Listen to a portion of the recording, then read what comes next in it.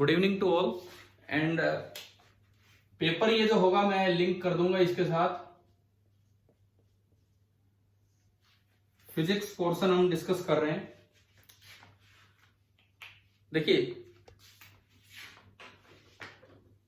Question number 1, ये आसान सवाल था आपके लिए, कोई इतना मुश्किल नहीं था कि एक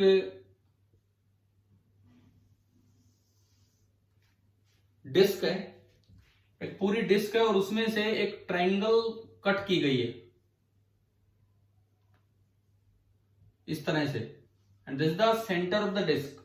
यहां मैटर है, यहां मैटर है और यहां मैटर है, इस तरह का था। डिस्क का रेडियस था r। तो मुझे लगता है कि हमने इसको दो भागों में देख रखा है, एक कंप्लीट डिस्क माइनस इसमें से एक ट्रायंगुलर लेमिना आपने कट किया। कंप्लीट डिस्क में से एक ट्रायंगुलर लेमिना आपने कट किया। ये इसका बेस है 2r ये डायमीटर और इसकी हाइट है r और ये कंप्लीट डिस्क थी। ये पहले तो A1 बताओ, A1 कितना, A1 कितना जो बिना कटे रेडियस r है। बोलो यार, आप बोलते रहो तब डिस्कशन चलेगा। A1 कितना हुआ, पाई r स्क्वायर है ना। A2 कितना, r square half into 2r into r square. अब ये कल मनीष ने जैसे भेजा था कि बोले सर ये चेक करो, तो 2r into r आएगा। Half into 2r into r, हाँ ठीक है, वो r स्क्वायर वैसे ठीक है, थैंक यू। अब सुनो, मनीष ने कल ये भेजा था कि ये चेक करो, तो यार मैंने तो बस एक चीज चेक की थी। फॉर्मूला क्या था हमारा, a1 x1 किया हुआ है हमने कट पोर्शन वाले, minus a2 x2 upon a1 minus a2। तो खाली a1 माइनस a2 देख के ही पता लग रहा है कि नीचे पाई माइनस 1 आएगा। a1 माइनस a2 अगर आप निकालो तो यहां तो है पाई r स्क्वायर और वहां केवल है r स्क्वायर, तो आपने r स्क्वायर कॉमन ले लिया तो नीचे क्या आएगा, पाई माइनस 1। लेकिन आपके चारों ऑप्शंस में शायद गलती से पाई माइनस 2 दिया हुआ है ना,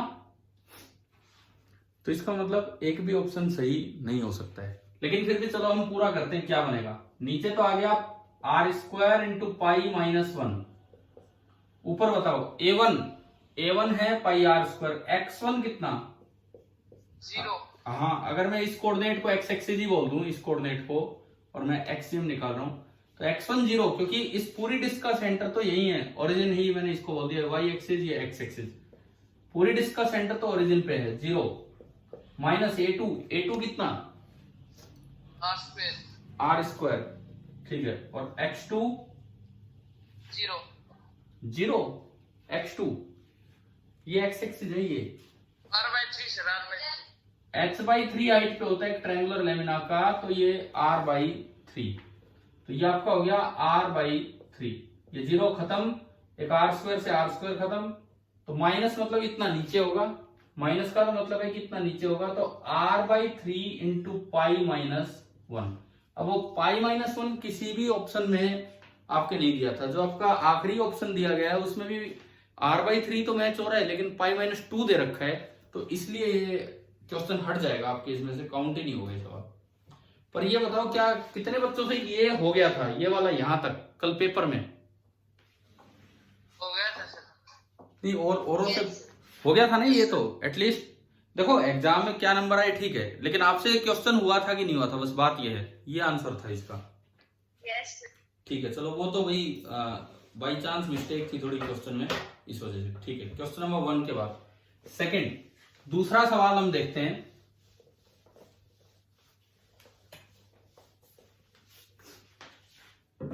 A small sphere of mass 1 kg। अच्छा, मैं डिस्कस करने से पहले एक मिनट पूछता हूं, मनीष आपने बताया आपके 13 मार्क्स कट रहे हैं इन दो क्वेश्चंस के अलावा, है ना, ये बोला था ना आपने, टोटल 13 का नुकसान है। Yes sir.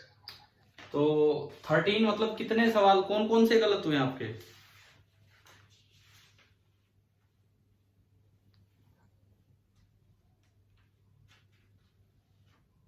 ऐसे यार नहीं, एक बार देख लो। ठीक है चलो रहने दो, आप डिस्कशन में बताना, लेकिन डिस्कशन में बताना, ठीक है, जब भी जो लगे। Question number second, a small sphere of mass 1 kg is moving with the velocity of 6 i cap plus j cap metre पर सेकेंड। देखो एक स्फीयर जा रहा है किसी वेलोसिटी से 6 i cap plus j cap metre पर सेकेंड से, यूं कोई जा रहा है, वेलोसिटी उसकी इनिशियल है 6 i cap plus j cap plus 0 k cap, ये इसकी वेलोसिटी है। ये कहीं जाके टकराता है और स्मूथ फिक्स्ड वॉल से टकराया, स्मूथ है और फिक्स्ड है wall, and rebound with velocity of -4 i cap plus j cap, यानी कि वो कहीं ना ऐसे रिबाउंड करके निकला और उसकी वेलोसिटी होगी -4 i cap plus j cap plus 0 k cap. देखो स्मूथ वॉल बोलिए, फिक्स्ड है और स्मूथ है। स्मूथ वॉल है तो कोई फ्रिक्शन नहीं लगाएगी वॉल, तो वॉल के पैरेलल कंपोनेंट चेंज नहीं होंगे। तो आप पहले एक मिनट ये देखो, क्या जे कंपोनेंट चेंज हुआ है, क्या वाई कंपोनेंट चेंज हुआ है वॉल का? नहीं हुआ। क्या जेड कंपोनेंट चेंज हो रहा है? नहीं हो रहा है, केवल एक्स कंपोनेंट चेंज हुआ। तो अगर स्मूथ वॉल है तो वॉल के पैरेलल जो कंपोनेंट्स है वो चेंज नहीं होंगे। इट मींस ये जो वॉल है ये कौन से प्लेन में है? वॉल इज लाइंग इन कौन से प्लेन में है वॉल? Y Z plane. क्या ये समझ में आया स्मूथ वॉल देने से क्या फायदा हुआ है? ठीक है, वाई जेड प्लेन में अगर वॉल है तो जो बॉल का एक्स कंपोनेंट होगा चलने का वेलोसिटी का, वो वेलोसिटी ऑफ अप्रोच देगा। तो यहां से बताओ इस डायग्राम से कि वेलोसिटी ऑफ अप्रोच कितनी है?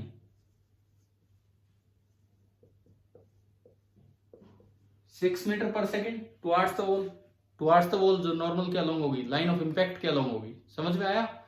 क्योंकि जो लाइन ऑफ इंपैक्ट बनेगी वो ये बनेगी, और जैसे ये दूर चला तो इधर की तरफ जो वेलोसिटी ऑफ सेपरेशन है आपको नजर आ रहा होगा कितनी है? 4। अब E का फॉर्मूला होता है velocity of separation upon velocity of approach. कितना आ गया? 2/3। यही इसमें पूछा था। हाँ जी, ये सही हो गया था आप लोगों से कि नहीं पेपर में? Yes sir. और भी बताओ, इनका हो गया था औरों का, क्योंकि एक अच्छा सवाल था लेकिन बस आपको हाँ आइडिया लगाना था कि कौन से प्लेन में वॉल है और कैसे वेलोसिटी ऑफ अप्रोच और सेपरेशन निकालें। ठीक है, थर्ड क्वेश्चन नंबर 3 हम लाइन से डिस्कस कर रहे हैं क्योंकि पेपर अच्छा पेपर है, देख लीजिए आप। तीसरा सवाल, particle of mass m1, a particle उसका मास m1 है, elastically collides with another particle of mass m2। तो पूछा है कि कोलिजन तो हेड ऑन है, 4 ऑप्शन में दे रखा है और 4 अलग अलग कंडीशंस दे रखी है। तो इसके लिए ना आपको पहले v1 v2 याद होने चाहिए। क्वेश्चन नंबर कौन सा है ये? 3। v1 और v2 याद होने चाहिए, और शायद हमने आपको अच्छे से याद करवाए भी हैं पिछले दिन रिवीजन में भी। v1 बताओ, समथिंग इंटू u1, यहां पे क्या आएगा? m1 minus m2 upon m1 minus m2 upon m1 plus m2। आगे वाला लिखने की जरूरत नहीं है, क्यों? रेस्ट पे है सर। हाँ, क्योंकि स्टेशनरी बॉडी है दूसरी, तो वो हमें लिखना ही नहीं है। और v2 बराबर समथिंग इंटू u1, u2 तो 0 ही है। यहां पे क्या आता है इलास्टिक कोलिजन में? बोलो, इलास्टिक 2m1। ठीक है। अब सुनो, पहला ऑप्शन, जस्ट ऑप्शन चेक करने थे। पहला ऑप्शन कहता है कि if m1/m2 is 1/2 and the collision is head on, अगर m1/m2 1/2 है और कोलिजन हेड ऑन है तो particles fly apart in opposite directions with unequal speed. एक एक ऑप्शन चेक करना था। पहले फर्स्ट ऑप्शन चेक करते हैं। m1/m2 ये दे रहा है 1/2, इस सवाल में m1/m2 आपको दिया 1/2। तो ये कहता है v1 v2 अपोजिट डायरेक्शन में होंगे और अनइक्वल स्पीड होंगे, यानी कि 2m1 is equal to m2। m2 की जगह 2m1 रखो। m2 की जगह जब 2m1 यहां रखा तो m1 minus 2m1 minus m1, m1 plus 2m1 3m1 minus u1/3। और इसमें जब आपने 2m1 की जगह, या क्या रख रहे थे हम, m2 की जगह 2m1 रखा, m2 की जगह 2m1 रखा तो 3m1 हो गया, m1 से m1 कटा तो ये आया 2/3 इंटू u1। अब एक बार इन दोनों को देख के बताओ क्या दोनों की डायरेक्शन अपोजिट है कि नहीं? पहली बात अपोजिट है सर। एक नेगेटिव आ रहा है, एक नेगेटिव आ रहा है और एक पॉजिटिव आ रहा है, डायरेक्शन अपोजिट है। और मैग्नीट्यूड डिफरेंट है ना, एक u1/3 है और एक ट्वाइस है। तो हमारा पहला ही ऑप्शन सही आ गया, तो हमें और तो चेक ही करने की जरूरत नहीं तो 4 ऑप्शन चेक करने पड़ जाते इस तरीके से। तो बताओ थर्ड आ गया समझ में? ठीक है, टाइम सेकंड ऑप्शन लेके और करा दो। अच्छा ठीक है, सेकंड ऑप्शन कहता है m1/m2 is 1/3 and collision is head on. लो हम ए तो आ गया ना समझ में, ए कैसे सही है? ठीक है, अब बी ऑप्शन चेक करते हैं। m1/m2 is 1/3, it means m2 is 3 times m1। तो ये इस ऑप्शन में लिखता है the particles fly apart in opposite direction with equal speed. Check करते हैं क्या ये सही है क्या। 3m1, m2 की जगह 3m1 रखा, m2 की जगह 3m1 रखा, तो m1 minus 3m1 minus 2m1, m1 plus 3m1 4m1 और इंटू u1, तो ये बचा माइनस u1/2। बताओ पहला ऑप्शन आया समझ, मतलब सॉरी पहला v1 निकालना आ गया। अब v2 निकालते हैं। v2 m2 की जगह 3m1 रखा, तो 2m1 तो ऊपर है और 3 प्लस 1 4m1 नीचे आएगा, तो 2/4 u1 यानी कि u1/2। इसका मतलब डायरेक्शन तो अपोजिट है और मैग्नीट्यूड सेम है। ये क्या लिखता है? सर इसका ये particles fly apart in opposite. यार ये भी सही है, ये तो हे भगवान सर इसका ये करके आया सर, गलत है। तो भाई ये भी सही है, थर्ड का तो बी ऑप्शन भी आ रहा है। कोई नहीं, ये ज्यादा एक्यूरेट है ए से। ज्यादा एक्यूरेट तो दोनों ही है, ज्यादा एक्यूरेट तो दोनों ही है। ए और बी, ए में क्या नुकसान है? ये भी सही है, बी भी सही है, दोनों ही जा रहे हैं। और भी तो कोई ऑप्शन नहीं आ गया। सर डी भी देख लो एक बार। अरे फिर तो मैं चेक ही कर देता हूँ, कभी अनइक्वल ही देना। सी भी चेक करते हैं। सुनो, ए भी आ गया, बी भी आ चुका है। अब हम तीसरे पे चलते हैं। इफ m1/m2 इज 2/1, 2/1 होगा तो m1 is equal to twice of m2। ये चेक करते हैं। m1 की जगह 2m2 रखा, 2m2 minus m2 is m2 and 2m2 plus m2 is 3m2, तो ये तो प्लस का u1/3 आ रहा है, प्लस u1/3 आया समझ पहला। ठीक है, और इसमें आपने रखा m1 की जगह 2m2, m1 की जगह 2m2 रखा, तो ये ऊपर हो गया 4m2 upon 3m2, so this is 4/3 u1। ये अनइक्वल है और सेम डायरेक्शन में। इसमें क्या लिखा है? Particle fly apart in opposite direction. C तो गलत है, ये तो आ गया समझ। सी तो गलत है क्योंकि इसमें दोनों पॉजिटिव आ रहे हैं। एक बार डी और चेक करते हैं। डी ऑप्शन, डी कहता है कि m1/m2 इज 3/1, तो कोलिजन हेड ऑन है और पार्टिकल अपोजिट डायरेक्शन में चलेंगे विद इक्वल स्पीड। चेक कर लेते हैं इसको भी। 3/1 आपने लिया, it means m1 is 3m2। अगर m1 3m2 होगा तो 3m2 माइनस m2, ये भी पॉजिटिव ये भी पॉजिटिव, दोनों ही पॉजिटिव आएंगे इस बार। तो क्या वो अपोजिट डायरेक्शन में चल सकते हैं टक्कर के बाद? बोलो, समझ गए हो क्या? डी ऑप्शन में m1 की जगह 3m2 रखोगे तो ये भी पॉजिटिव है ये भी पॉजिटिव है, तो दोनों पॉजिटिव आ गए, तो अपोजिट डायरेक्शन में तो चल ही नहीं सकते हैं। समझ में आया जिसने कहा था कि डी ऑप्शन चेक कीजिए? क्लियर हो गया उनको? यानी कि थर्ड क्वेश्चन के 2 आंसर आ रहे हैं, ए एंड बी। मनीष आप बी टिक करके आए थे? Yes sir. तो ये तो सही ही होगा, कोई बात नहीं। Fourth, a particle moving with kinetic energy 3 joule makes an elastic head-on collision with a stationary particle which has twice its mass.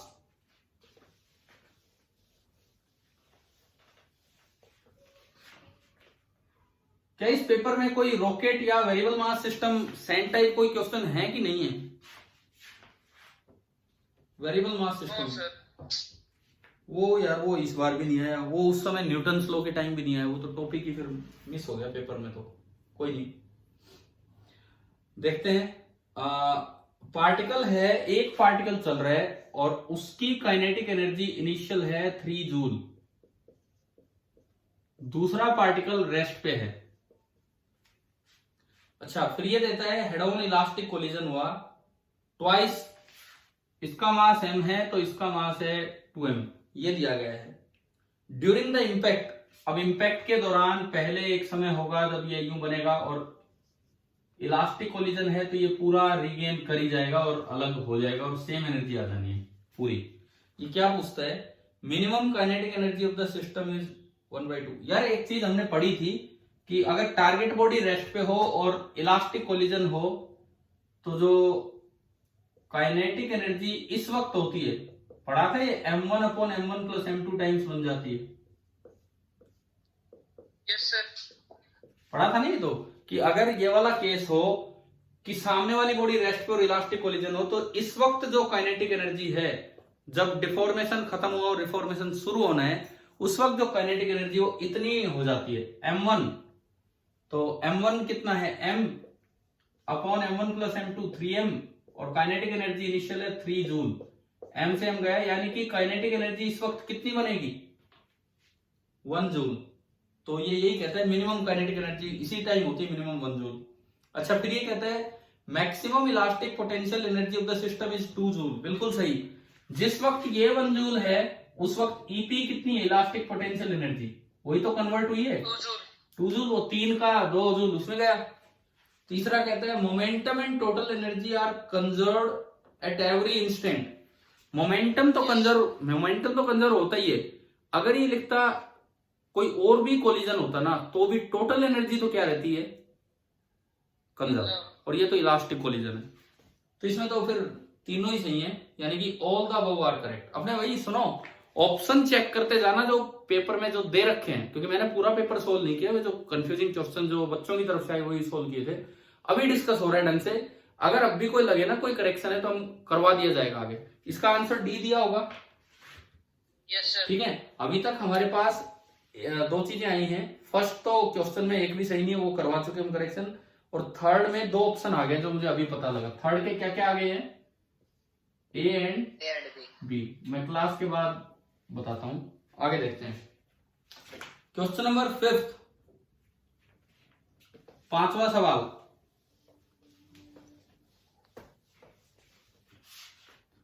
देखो इसमें दिया है कि एक फोर्स लग रहा है F a + bt²। एक फोर्स आपको दिया गया है F = a + bt², और पूछा है force starts at t = 0 and continues until time t। ये जो F इनिशियल था वो तो t = 0 पे था, और जो F फाइनल है वो t = t पे है। इतनी देर तक ये फोर्स लगा है। एक्स एक्सिस के अलोंग ही लग रहा है, एक ही डायरेक्शन में है, पॉजिटिव एक्स एक्सिस में, तो लगातार उधर ही एक्सेलरेशन होगी। अब 2 ऑप्शन इंपल्स के बारे में है और 2 ऑप्शन स्पीड के बारे में। पहले मैं इंपल्स चेक करो। इंपल्स का मतलब होता है चेंज इन मोमेंटम, है ना। तो न्यूटन सेकंड लॉ कहता है F = dp/dt। तो dp = f dt। तो integrating both the sides, dp = integral f की वैल्यू है a + bt² dt। अच्छा, ये लिमिट है टाइम की 0 से t, और dp की p इनिशियल से लेके p फाइनल। आपने इंटीग्रेट किया तो इंटीग्रल dp होगा p, और लिमिट p इनिशियल से p फाइनल = a तो कांस्टेंट है, बाहर आया, इंटीग्रल dt बनेगा t, लिमिट 0 से t, प्लस b कांस्टेंट है, बाहर आया, और t² dt का इंटीग्रेशन बनेगा t³/3 एंड लिमिट 0 से t। ये बना p final - p initial, a × t - 0 t plus b/3 × t³ - 0³ t। और यही इंपल्स होता है, क्योंकि एक ही डायरेक्शन में चल रहा है पार्टिकल एक्स के अलोंग, तो यही आपका इंपल्स होगा। तो जे आपका हो जाएगा at + bt³/3। क्या आपका बी ऑप्शन ऐसा दिया है इसमें, इस क्वेश्चन में? हाँ जी बताओ, ध्यान है, पेपर हो आपके सामने कैसे भी। बी ऑप्शन ये दिया है ना, बी नहीं सॉरी सी। हाँ, इंपल्स इधर सी ऑप्शन है। तो पहले आंसर क्या दिया था, जो आपकी की है उसमें आंसर क्या दे रखा है, बी दे रखा है ना उसमें। बी दे रखा है, बी हाँ। सर, बी दे रखा है। तो एक बच्चे का ये मैसेज आया था, बोले सर इसमें दोनों करेक्ट हैं, बोले बी और सी। मैंने केवल वही क्वेश्चन देखे जो स्टूडेंट्स ने भेजे थे, जैसे दो मैंने इस तरह से एक बच्चे ने भेजा था आपने से कि सर बी और सी आ रहे। आप लोग बताओ क्या टिक करके आए थे इसका आंसर? बी। बी किया। क्या किया था? बी किया था। Yes sir. चलो बी पे अभी पहुंचते हैं। फिर सी क्यों नहीं किया? कि ये इंपल्स है। इंपल्स भी तो चेंज इन मोमेंटम ही होता है। अब कोई अगर बी पे जाएगा तो वो तो इससे आगे की बात है। अब देखो बी की तरफ मैं चलता हूं। ये कहता है कि स्पीड एट टाइम टी क्या होगी। देखिए अब सुनो, ये है P final minus P initial, ये आ गया। अब पी फाइनल का मतलब है एम वी, पी इनिशियल का मतलब है एम यू, बराबर a t plus b t cube by 3। M common, तो v माइनस यू बराबर a t by m plus b t cube by 3m। और यहां से अगर मैं v निकालूं तो u plus a t by m plus b t cube by 3m, ये आ रहा है। क्या बी ऑप्शन ये दिया है क्या? नो सर, क्या नहीं है सर। u नहीं है? और क्वेश्चन में कहीं नहीं दे रखा है u0, कहीं दे रखा है कि वो रेस्ट से स्टार्ट हुआ है। देखो अगर आपका इंपल्स वाला ऑप्शन ना होता, अगर सवाल में 4 ऑप्शन होते, नन ऑफ दीज ना होता और इंपल्स वाला ऑप्शन ना होता, तो हमें एज्यूम करना पड़ता कि इनिशियल स्पीड 0 है और हम बी को टिक कर जाते। लेकिन फिलहाल इन्होंने कहीं नहीं दिया कि बी 0 है, तो आपका ये बी तक पहुंचने से पहले तो इंपल्स आ जाता है बीच में, वहीं रुक जाना चाहिए था और वही आंसर आ जाता। अब आ गया समझ क्यों बी नहीं है, क्यों सी है? हाँ भी बताओ, क्लियर हुआ? अरे कोई डाउट है तो पूछो अभी। आप तो ऐसे एकदम से सदमे में आ गए कि यार एक और नहीं है गलत। सर। ठीक है मनीष, आपने क्या टिक किया था इसका क्वेश्चन में वहां पे? सर ये किया ही नहीं। ये अटेम्प्ट नहीं किया? क्यों नहीं किया? क्या आपको भी कोई ऐसा कंफ्यूजन हुआ था कि 2 ऑप्शन आ रहे हैं, या वैसे ही नहीं किया अटेम्प्ट? सर ये 2 ऑप्शन देख के एम से डिवाइड किया था। अच्छा ठीक है, तो आपको ये बस एक साइड आपका ध्यान नहीं गया कि कहीं भी यू लेना था, बस इस पे ध्यान नहीं गया है ना? Yes sir. ठीक है कोई बात नहीं, आगे से ध्यान रखना। पर जो पॉइंट था उसकी तरफ आपका ध्यान गया कि अभी 2 ऑप्शन आ रहे हैं इस तरह से। फिर आपने कल भेजा नहीं यार ये मेरे पास 2 ऑप्शन आ रहे हैं, तो कल लिख के। सर कल वो क्वेश्चन मैंने 2 की फोटो की थी, जो पेपर चल रहा था तो। अच्छा अच्छा ठीक है, चलिए देखे सुनो, अब आगे सुनो।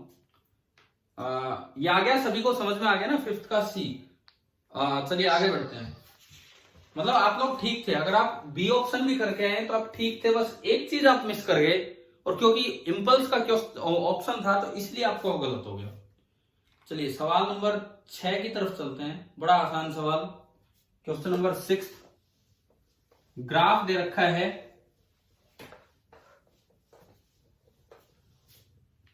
देखिए 6th में क्या है, आपको ग्राफ दिया गया है कि पीटी ग्राफ आपको दे रखा है, सिंपल मोमेंटम टाइम ग्राफ आपको दिया गया है, और ये ग्राफ के साथ लिखा हुआ है कि एक पैराबोलिक शेप का ग्राफ है, कुछ भी इस तरह का दिया गया है, T0 एंड 2T0। और यार ये तो इतना सीधा क्वेश्चन है, इन्होंने फोर्स टाइम ग्राफ पूछा है, केवल force time graph.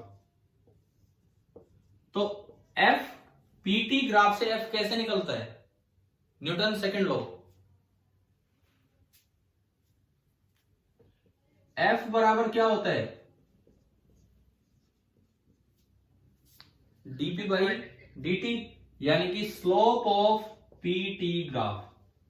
This is the slope of PT curve. अब देखो इसकी स्लोप पहले बहुत ज्यादा है, पॉजिटिव है, फिर पॉजिटिव में कम हुई, फिर पॉजिटिव में और कम हुई, फिर 0 होगी, फिर नेगेटिव बढ़ने लगी, फिर और नेगेटिव, फिर और नेगेटिव। तो इनमें से आपको आइडेंटिफाई करना था कौन सा ऐसा ग्राफ था जो पहले एक्सट्रीम पॉजिटिव से स्टार्ट हो रहा था, फिर घटते घटते 0 पे आया और फिर नेगेटिव में बढ़ने लगा।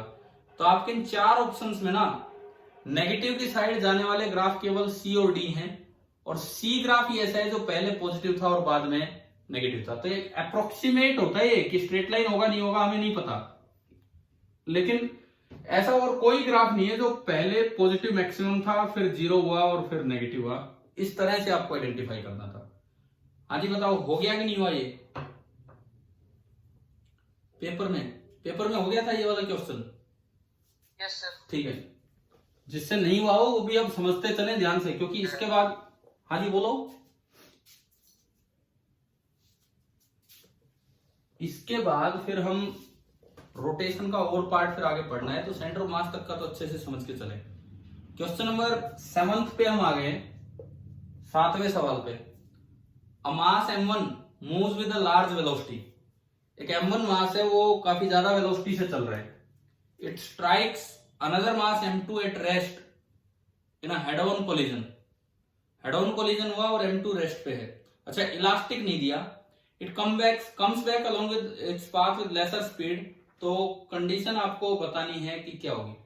चलो मान लो m2 रेस्ट पे है, केवल v1 की बात करो, केवल v1, और u2 0 है, तो इधर पहला फैक्टर क्या बनता है? m1 minus m2 upon m। ना वो इनइलास्टिक कोलिजन है, कहीं नहीं बोला इलास्टिक है। m1 माइनस em2, ठीक है, और u2 0 तो ये खत्म। अब ये कहता है टक्कर के बाद ये पार्टिकल रिवर्स हो गया, मतलब बैक हो गया पीछे की तरफ। तो गिवन एक ही चीज है, क्वेश्चन में एक ही चीज दे रखी है कि v1 is less than 0, v1 is negative. अगर v1 नेगेटिव है, it means m1 minus em2 this is negative. अगर v1 नेगेटिव है, it means m1 minus em2 is negative. इसका मतलब m1 minus em2 is less than 0, और you can say m1 is less than em2। अब देखो, E खुद 1 से छोटा है, E खुद 1 से छोटा है। अगर m1 em2 से छोटा है, तो ये तो पक्की बात है कि m1 m2 से भी छोटा होगा। Yes sir. भाई कोई 5 से छोटा है तो वो 10 से तो छोटा है ही ना, है ना। अब मान लो em2 की वैल्यू 5 है और E खुद हाफ है, तो इसका मतलब m2 तो 10 है। तो अगर m1 em2 से छोटा है and since E is less than 1, it means m1 is also smaller than m2। तो ये ही आपकी कोई होगी इसमें कंडीशन। बी ऑप्शन ऐसा दिख रहा है। आ गया समझ? Yes sir.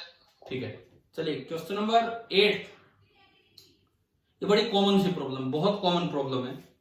फ्रिक्शनलेस ग्रूव में 6 बॉल रखी हुई हैं, 2 सिमिलर बॉल आ रही है v स्पीड से, कोलाइड करती है इलास्टिकली। मुझे लगता है ऐसा कभी तो हमने शायद बनाए है डायग्राम 3 बॉल का या 4 बॉल का, कि इलास्टिक कोलिजन अगर आइडेंटिकल बॉल्स के बीच में हो तो वेलोसिटी इंटरचेंज होती है, और बार बार टक्कर होते होते इंटरचेंज होती है। तो अगर 2 बॉल आई तो लास्ट की 2 बॉल चल पड़ेंगी और 4 बॉल वहीं रुक जाएंगी रेस्ट पे, है ना। ऐसा ही होगा ना इसमें?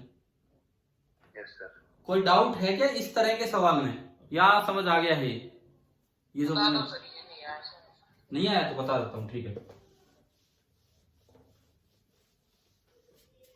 क्वेश्चन नंबर 8, मुझे लगता है हम ऐसी चीज डिस्कस कर चुके हैं। देखो, 6 identical balls are lined up in a frictionless group. 6 identical ball है, 1 2 3 4 5 एंड 6, ये 6 बॉल्स हैं। अभी कहता है 2 बॉल एक्सट्रीम राइट से आगे टकराती है, v स्पीड से आ रही है, और सिमिलर बॉल हैं और इलास्टिक कोलिजन है, ये सब ऊपर दे रखा था। तो पूछा है कि क्या होगा। 2 बॉल किधर से आ रही है? लेफ्ट साइड से आ रही है, इधर से आ रही है 2 बॉल। देखो मान लो 2 बॉल चल के आती है, एक को मैंने नाम दिया बॉल ए और एक को मैंने नाम दिया बॉल बी, और ये आ रही है v स्पीड से चल के। जब 1 और a का कोलिजन होगा, सिमिलर बॉल हैं और आइडेंटिकल इलास्टिक कोलिजन है, तो क्या वेलोसिटी इंटरचेंज हो जानी है कि नहीं टक्कर के बाद? तो देखो अभी क्या होगा, ये जो बॉल है ये इसकी जगह रेस्ट पे आ जाएगी, 1 बॉल चल पड़ेगी, 1 बॉल आगे चली इसकी स्पीड लेके, v स्पीड लेके। अब 1 बॉल जब v स्पीड से चलेगी तो 2 के टक्कर मारेगी, तो उसकी भी वेलोसिटी इंटरचेंज होगी। तो 1 रेस्ट पे 2 चल पड़ी, 2 3 के टक्कर मारेगी, 2 रेस्ट पे 3 चल पड़ी, फिर 3 रेस्ट पे 4, फिर 4 रेस्ट पे 5 चल पड़ी, एंड देन 5 रेस्ट पे, एंड आगे 6 रवाना हो रही है v स्पीड से। बताओ आया क्या समझ में? एक कोलिजन से क्या होगा? और सेम ऐसा ही काम बी करेगी। बी जैसे ही यहां आके टक्कर मारेगी बी रेस्ट पे, ए को वेलोसिटी मिली, ए वी से चली, ए ने 1 के टक्कर मारी ए रेस्ट पे, फिर 1 चला वी वेलोसिटी से, 2 के टक्कर मारी, फिर 1 रेस्ट पे, फिर 2 रेस्ट पे, फिर 3 रेस्ट पे, फिर 4 रेस्ट पे, एंड जो 5 है वो रवाना होगी वी स्पीड से, और 6 तो आगे निकल ही चुकी थी। बताओ क्या समझ आ गया कि नहीं? तो ये हुआ क्या इसमें, 6 बॉल्स में 4 रुकी, मतलब क्या लिखा इसने, 2 बॉल्स, हाँ, जो बीच वाली 4 है वो तो अभी भी रेस्ट पे है, आखिरी 2 बॉल राइट साइड की चल पड़ी और ये 2 भी रेस्ट पे आ जाएगी। अच्छा, ये क्वेश्चन किस किस का सही हुआ पेपर में, क्वेश्चन नंबर 8? Yes sir. ठीक है, और कोई बच्चा? एक नहीं, हाँ जी, नाम बोलो एक बार, नाम किस किस ने सही किया है, मैं जानना चाहता हूँ। सर पूजा। पूजा, और ठीक है, मनीष आपने ये गलत किया है ये वाला सवाल। सर ये समझ नहीं आया। नहीं, फिर छोड़ दिया कि टिकी नहीं किया कोई? छोड़ दिया सर। ठीक है, अगर ये समझ नहीं आया तो मुझे लगता है कि आपने वो क्लास अटेंड नहीं की क्या, पीछे 1-2 दिन पहले कुछ इस तरह का डिस्कस हो चुका था, किया था आपने अटेंड या नहीं किया किसी क्लास में ऐसा कुछ? ये तो नहीं हुआ था एग्जैक्ट, पर ऐसी मैंने कहा था कि कॉमन सी ये चीजें होती है, इलास्टिक कोलिजन में पेंडुलम में यूज करवा लेते हैं कभी। चलो ठीक है, अभी आ गया समझ? यस सर, आगे सर। ठीक है, इसके बाद देखो क्वेश्चन नंबर 9। वैसे मुझे लगता है कि शायद आपने क्लास मिस की होगी, नहीं तो आप ये कर ही आते ये वाला पार्ट। क्वेश्चन नंबर 9 देखते हैं। A steel ball strikes a fixed smooth steel plate. यार ये तो मुझे लगता है लॉ ऑफ रिफ्लेक्शन है, सीधा लॉ ऑफ रिफ्लेक्शन है ना। अगर ये बॉल आके टकराती है थीटा एंगल पे, तो हमें पता है ज्यादा एंगल पे निकलती है फाई एंगल पे, तो हम जानते हैं tan फाई, आई और आर बोल दो, चाहे कुछ भी बोल दो, इसे is 1/e into tan theta. बताओ ये फॉर्मूला किया हुआ हमने प्रूव? ये HC वर्मा का सोल्ड एग्जांपल था, मैंने आपको बताया भी था उस दिन। तो इन्होंने पूछा कि भाई कितने एंगल पे रिबाउंड करेगी, तो ये फाई बताना है। तो फाई आपका हो गया tan inverse of 1/e into tan theta, tan inverse of 1/e into tan theta. शायद सही किया होगा, ये तो बड़ा डायरेक्ट सवाल था अगर आप देखते तो, जो आपने पढ़ी हुई चीजों उनमें से। हाँ भाई, करके आए कि नहीं करके आए सही ये वाला? Yes sir. ठीक है, उसके बाद हमारा आता है क्वेश्चन नंबर 10। मैं थोड़ा सा टाइम लगा के डिस्कस कर रहा हूं इस पेपर को, ऐसा नहीं है जल्दबाजी में, ताकि एक एक चीज क्लियर हो, ताकि तभी हम रोटेशन में आगे बढ़ेंगे।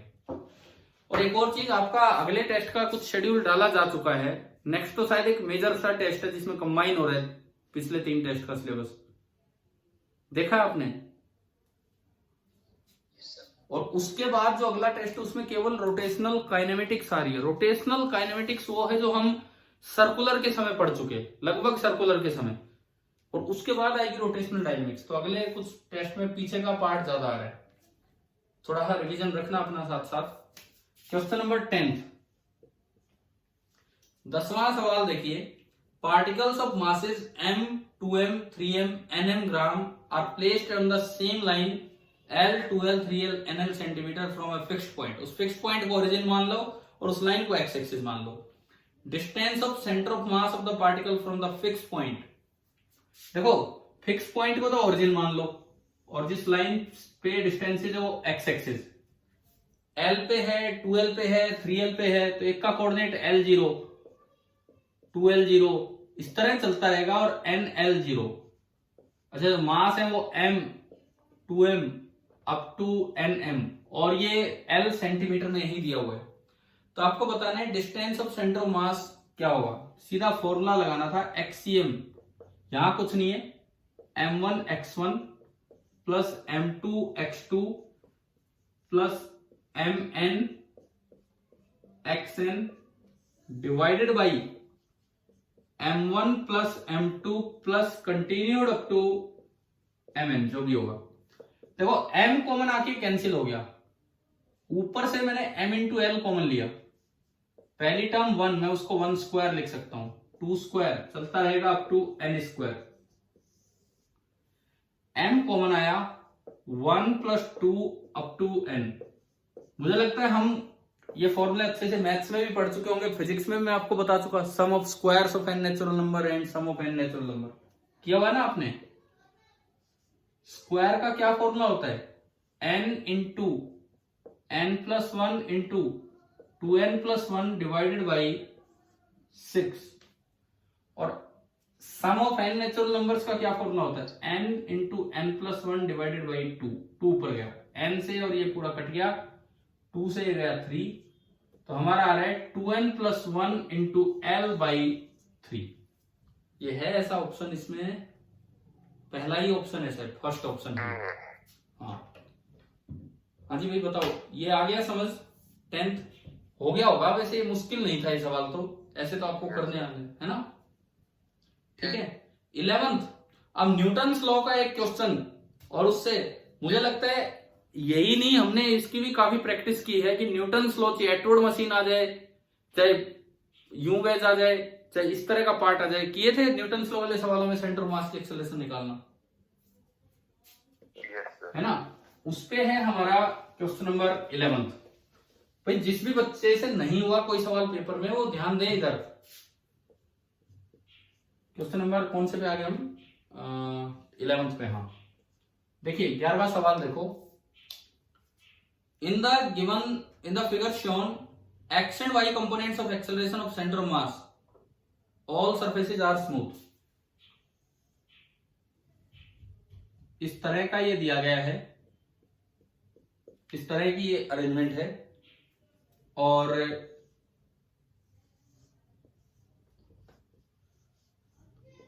ये m1 और ये m2। देखो जब भी कभी दो डायरेक्शंस के बीच का 90 डिग्री एंगल हो ना, तो इन्हीं को x और y मानना चाहिए, इन्हीं को x और y मानना चाहिए, उससे ये वाले सवाल जल्दी सोल्व होते हैं। तो मैंने माना कि ये ओरिजिन, ये x एक्सिस, और नीचे की तरफ मैंने मान लिया y एक्सिस, इससे जल्दी होगा और कुछ नहीं है, क्योंकि दोनों डायरेक्शंस के बीच का एंगल 90 डिग्री था। पहले तो आप a लिख लो, जो न्यूटन्स लॉ के तरीके से आप a लिखते हैं, तो शायद आपको लिखना आता ही होगा, m2 - m1 इंटू जी, ये तो ले जाने वाला फोर्स। क्या इसमें टाइम लगा कि ये तो डायरेक्ट ही लिख दिया आपने, ये एक्सेलरेशन? बताओ ये लिखना आता है क्या डायरेक्ट? चलाने वाला फोर्स, गलत लिखा मैंने, सॉरी, इसमें चलाने वाला फोर्स ओनली m2g है, गलत ही लिखा था, वो एटवुड मशीन का लिख दिया था कि ये इस साइड नीचे होता वर्टिकल, तो केवल एक वर्टिकल है एक हॉरिजॉन्टल है, तो चलाने वाला फोर्स तो ओनली m2g है, और डिवाइडेड बाय मास तो अपॉन m1 + m2। अब बताओ, अभी समझ आ गया क्या कैसे लिखा है एक्सेलरेशन? ठीक है, तो अगर मैं a2 लिखूं, a2 वेक्टर फॉर्म में वो है केवल j कैप में नीचे, और यही एक्सेलरेशन इसकी आगे होगी, तो मैं अगर a1 लिखूं, a1, तो वो आपका बनेगा m2g upon m1 + m2 into आई कैप। ये a1 आ गया, ये a2 आ गया। मुझे क्या निकालना है, ACM x और ACM y। तो एक्सेलरेशन ऑफ सेंटर ऑफ मास का फॉर्मूला होता है m1 a1 vector plus m2 a2 vector divided by m1 + m2। मैंने इसको आगे बढ़ाया, m1 into a1 vector, a1 vector आपका है m2g upon m1 + m2 i cap, plus m2 into a2 vector, और a2 वेक्टर ये रहा m2g upon m1 + m2 j cap, and divided by पूरे के नीचे है m1 + m2। तो अगर आप इस ACM को ढंग से देखें, तो ACM का x कंपोनेंट क्या बन रहा है, जो आई कैप के साथ हो, ये डिवाइडेड बाई ये, तो ये बना m1 m2g upon m1 + m2 का होल स्क्वायर। और ACM का y कंपोनेंट क्या बन रहा है, ये तो आई कैप में है, y कंपोनेंट केवल इसको देखो, केवल इसको देखो, m2² इंटू जी, आ रहा है ना समझ में कैसे क्या बन रहा है, ये m2² इंटू जी अपॉन m1 + m2 का होल स्क्वायर, ये आपका बन गया जे कैप में। ठीक है, अब इसमें ना इस क्वेश्चन में पहले तो ये बताओ कि यहां तक समझ में आया कि नहीं आया। यस। अब इस क्वेश्चन में एक बड़ी भारी सी मिस्टेक है जो कोई बोल नहीं रहा। क्या डायग्राम में एक्स और वाई दिख रहे हैं क्या आपको? कहीं एक्स और वाई किधर मानने हैं?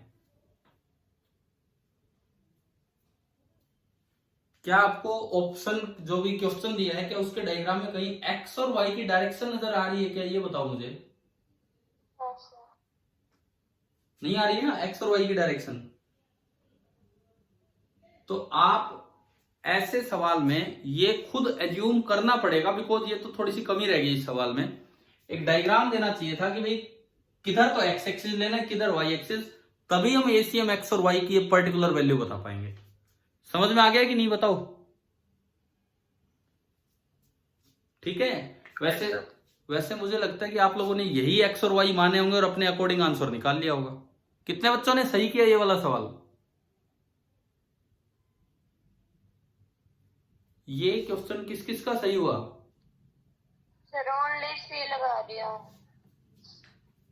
ओनली सी लगा दिया, जबकि इसमें लिख रहा था both B and C correct. तो एक बार देखना चाहिए था।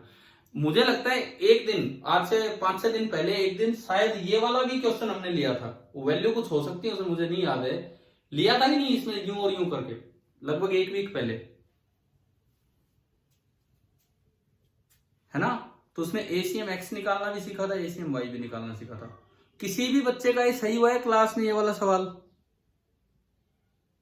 Yes sir. क्या नाम है? मैं नाम बताओ आप, कौन बोल रहे हो?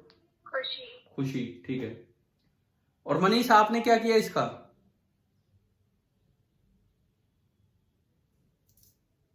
मनीष आप हो क्लास में कि नहीं हो अभी?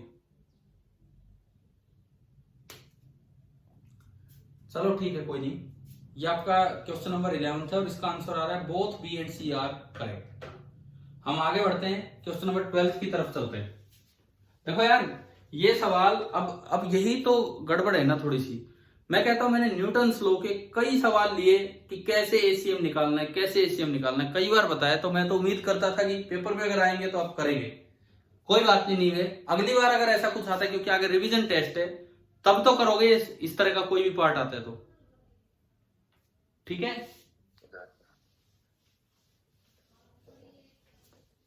क्वेश्चन नंबर 12 की तरफ हम चलते हैं। 12वां सवाल। A bullet of mass A and velocity B is fired into a large block of wood of mass C. देखिए, ये एक ब्लॉक है, इसका मास है C।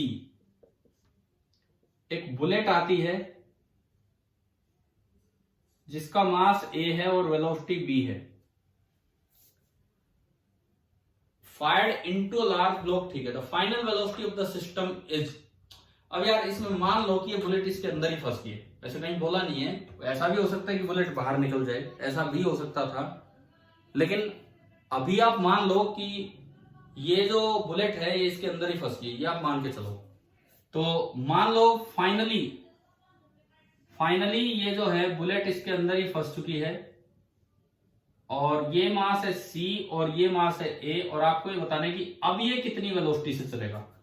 तो ऐसे क्वेश्चंस में आपको कौन सा कॉन्सेप्ट यूज करना होता है, क्या लगाना चाहिए यहां पे?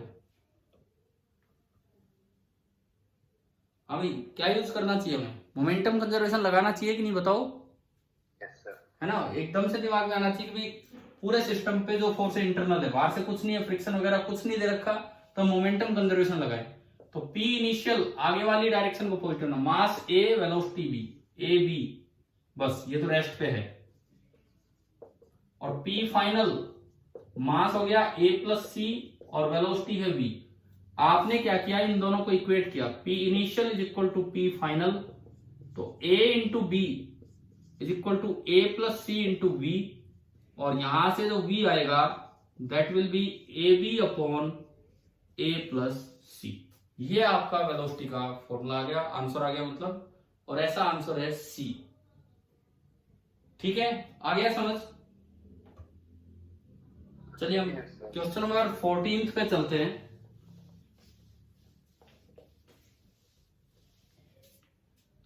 क्वेश्चन नंबर 14 देखो,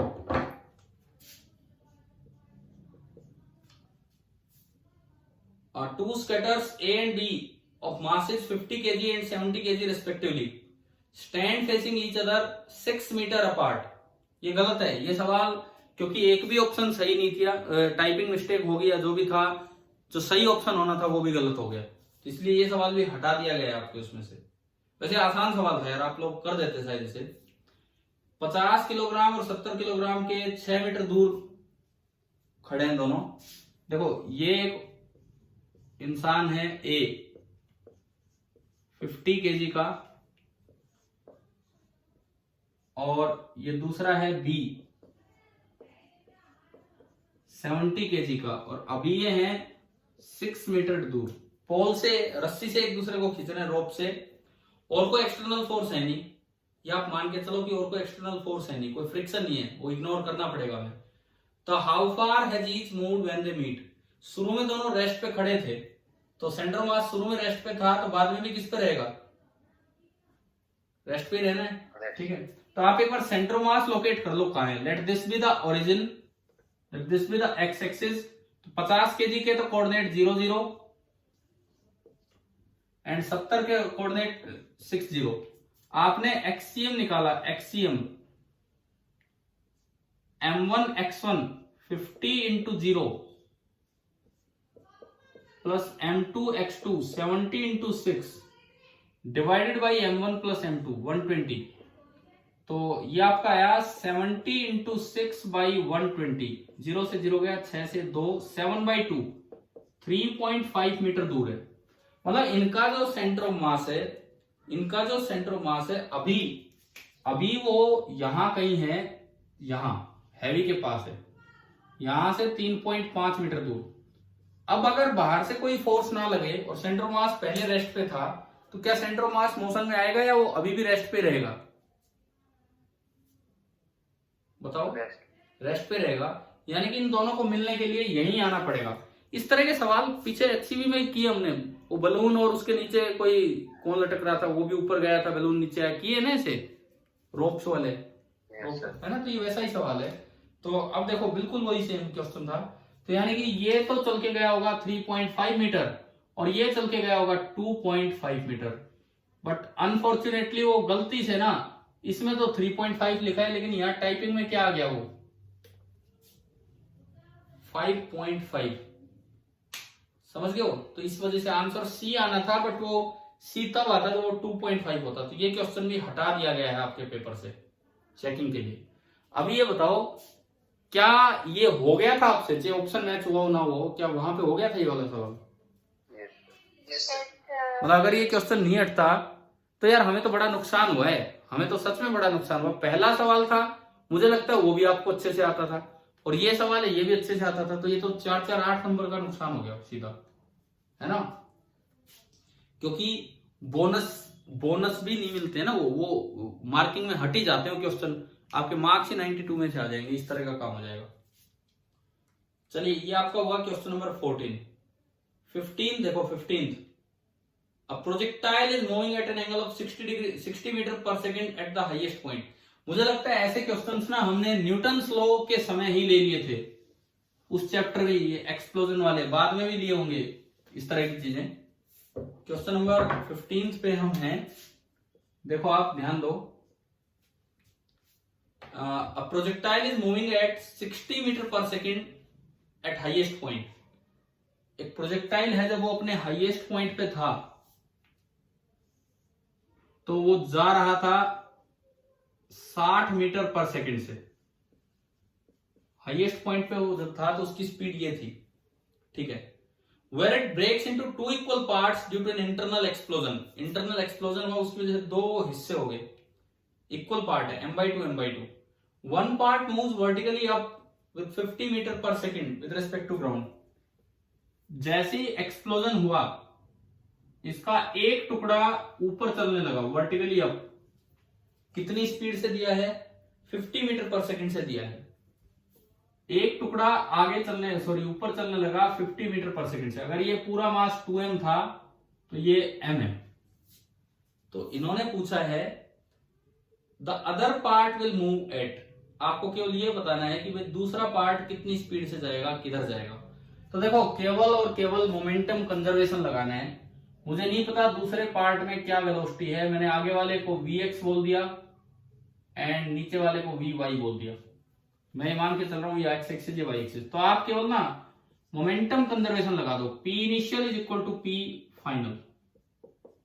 p इनिशियल 2m मास 60 से जा रहा है, तो p इनिशियल है 2m इंटू 60 और i कैप। बताओ p इनिशियल लिखना आ गया p इनिशियल लिखना। p फाइनल में पहला पार्टिकल 50 से ऊपर जा रहा है, तो 50m तो उसका मोमेंटम है j कैप, प्लस मुझे नहीं पता दूसरा m कितने से जा रहा है, मैंने उसकी वेलोसिटी को वेक्टर फॉर्म में लिख दिया v2। वो v2 अपने आप इन दोनों को इंक्लूड कर लेगा, जो v2 होगा v2 अपने आप इन दोनों को इंक्लूड कर लेगा और ये आपका बनेगा v2 वेक्टर। तो ठीक है जी, इसको सोल्व करते हैं। m कॉमन आके कैंसिल हो गया, तो देखो v2 वेक्टर क्या बना 120 i cap minus 50 j cap. अगर मैं कंपेयर करूं तो मुझे पता लग गया कि ये वाला जो कंपोनेंट है ये तो 120 मीटर पर सेकंड होगा, है ना, और जो दूसरा कंपोनेंट है वो आपका होगा 50 मीटर पर सेकंड। अब बता दो v2 कितना रिजल्टेंट यहां से आया, क्या समझ कैसे बताना था? यहां से अगर आप v2 निकालते हैं तो this is under root of 120 का स्क्वायर प्लस 50 का स्क्वायर, 12 और 5 13, तो ये आ गया 130 मीटर पर सेकंड। केवल और केवल मोमेंटम कंजर्वेशन लगाना था और उससे क्वेश्चन सोल्व हो जाता। अभी बताइए क्या ये क्वेश्चन समझ आ गया आपको ढंग से? क्लियर है ना? ठीक है, क्वेश्चन नंबर 16 पे हम आते हैं। क्वेश्चन नंबर 16,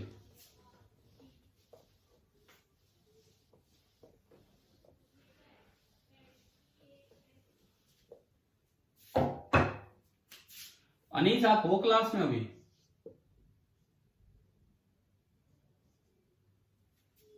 नहीं है। 16th, n similar slabs of cubical shape of edge B are lying on ground। देखिए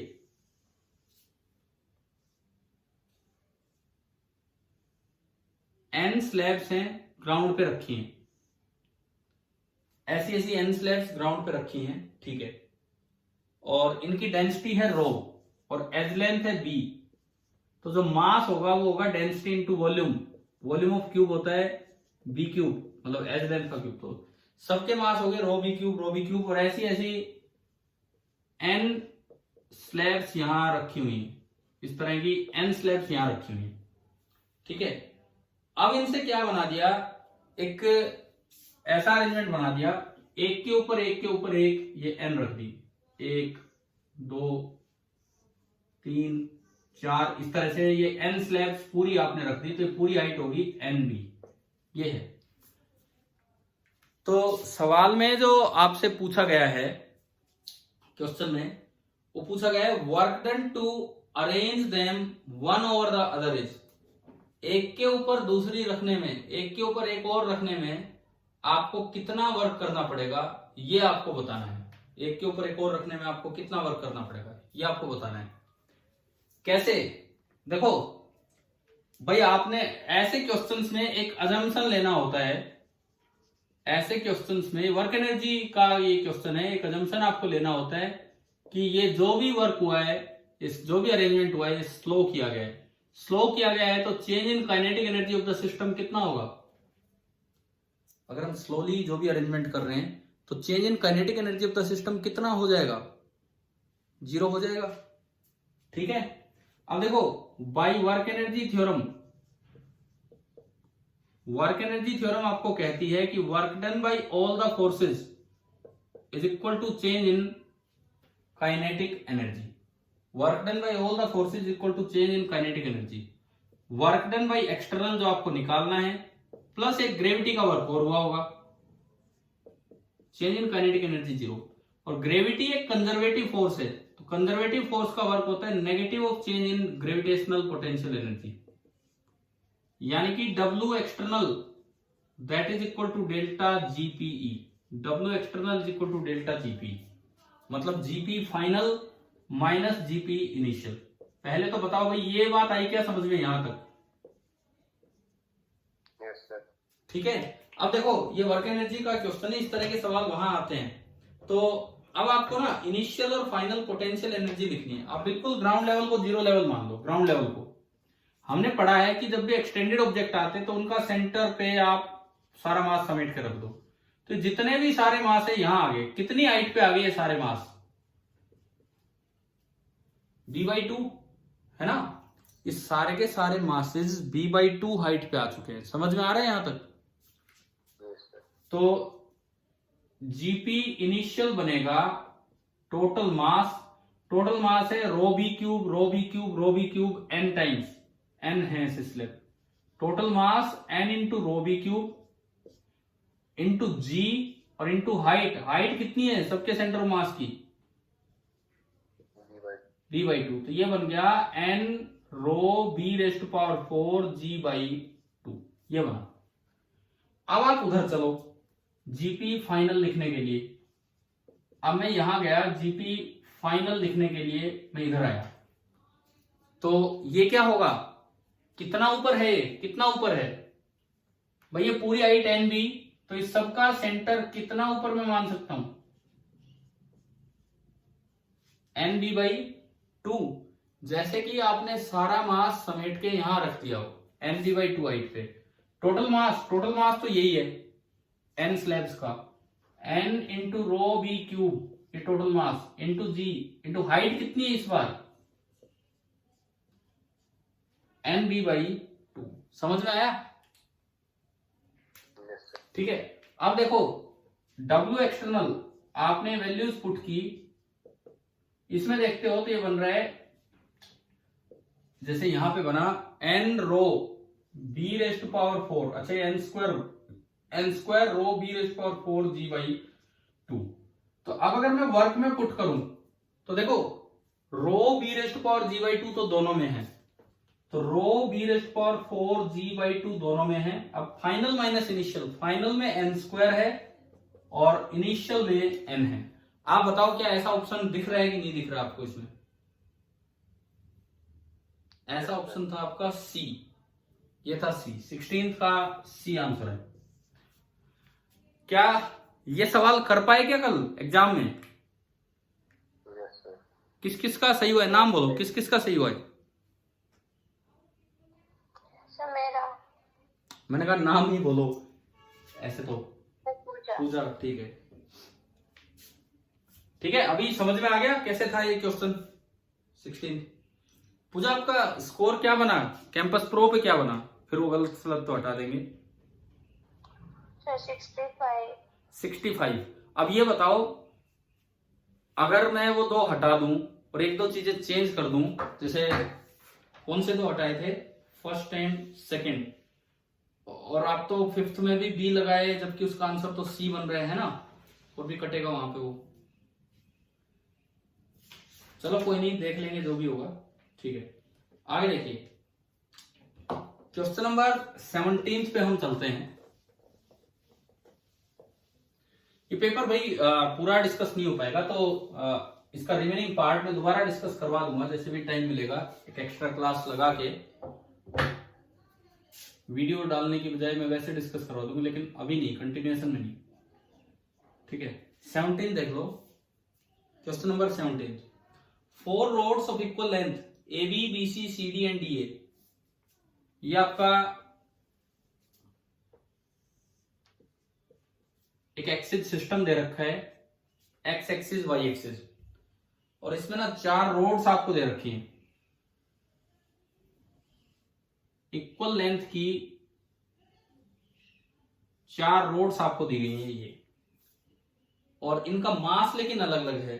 M, AB नीचे वाली है ना, ABCD, हाँ, M, 2M, 3M and 4M ये दिया गया है। तो और इनकी लेंथ दे रखी है 4-4 मीटर। इन रोड्स की लेंथ है 4-4 मीटर। सेंटर ऑफ मास का एक्स और वाई कोऑर्डिनेट बताना है। तो देखो इसको समेट के इसके सेंटर पे रख दो, तो इसके कोऑर्डिनेट बने 2-0 क्योंकि लेंथ 4 मीटर है। समझ में आया? इस 2m मास को समेट के इसके सेंटर पे रख दो, उसके कोऑर्डिनेट बनेंगे 4,2। इस 3m मास को समेट के इसके सेंटर पे रख दो, इसके कोऑर्डिनेट बनेंगे 2,4। और 4m मास को समेट के इसके सेंटर पे रख दो और इसके कोऑर्डिनेट बनेंगे 0,2। पहले ये बताओ ये लिखना आ गया कि नहीं यहां तक? अब XCM वो XC बोल रहे हैं, M1 X1 2m plus M2 X2 8m plus M3 X3 6m plus M4 X4 0 upon M 1 और 2 3 3 6 और 4 10 10m। ऐसे में y लिखूं M1 Y1 0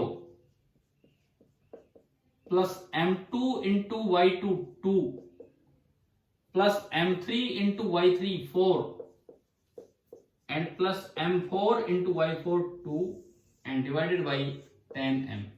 m तो कट जाना है, 6 और 8 14 और 2 16, 16/10 1.6 मीटर। इसको देखें m कट जाएगा, 2 और 2 4, 4 12 और 4 16, 16 और 8 24, 24/10। देख लेना एक बार, कोई गलती तो नहीं है ना कहीं कैलकुलेशन में। एक आ रहा है 1.6 मीटर और एक आ रहा है 1.4। तो इन्होंने पूछा है x less than 4 y less than 4। ये आप डायरेक्ट भी टिक कर सकते थे, कोई है ही नहीं। देखो भाई सेंटर मास तो बीच में ही आना है। हमने पढ़ा था सेंटर मास आउटर बाउंड्री के अंदर अंदर होता है, पढ़ा था कि नहीं बताओ? पढ़ा था। तो आउटर बाउंड्री 4 तक ही जा रही है। वहां हो सकता है सेंटर मास जहां मास ना हो, लेकिन सेंटर मास हमेशा होता है आउटर बाउंड्री के अंदर अंदर। वहां हो सकता है जहां मास ना हो लेकिन आउटर बाउंड्री के अंदर। तो इन्होंने तो डायरेक्ट ही दिखा दिया हमें कि इसके अंदर अंदर ही रहना है। तो आप सीधा बोल सकते थे कि x less than 4 and y less than 4। 17th का आंसर आता बी। कितने बच्चों ने सही किया ये वाला क्वेश्चन?